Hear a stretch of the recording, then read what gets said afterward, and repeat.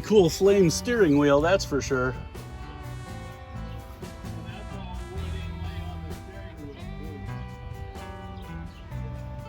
Very cool.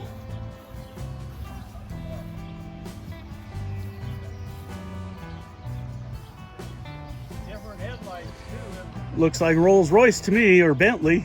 Well, they were actually linked. Oh, there you go.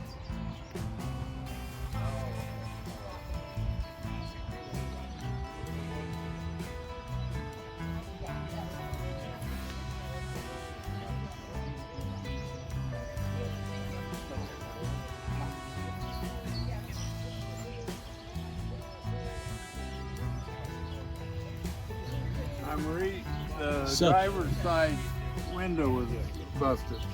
So tell me about your, I'm sorry, what was your name? I'm Curt. Curt. Tell me about your wartime built 1942 Chevy truck. Well, it was they stopped production in the 42 Chevys in February of 42, and then of course all the efforts went to the war. And they didn't start building them again until 46. And this build, I didn't do all of it. A guy out of San Jose, California, a rodder, started it and stuff and did a lot of the metal work. But I've pretty well, I put the saddle tanks on it there. Well, they hold 22 gallons apiece. It's got a 350 with a 400 turbo. 9-inch rear end. All the good, cool hot rod stuff. Oh yeah, you gotta have that. But it's a lot of fun. Yeah, I bet. It keeps us old farts like me busy. And out of trouble, Yeah. right? Well, maybe not. It might light up the tires a little bit, huh? Like my wife says, it keeps me out of the bars. Very cool truck. Well, thank you.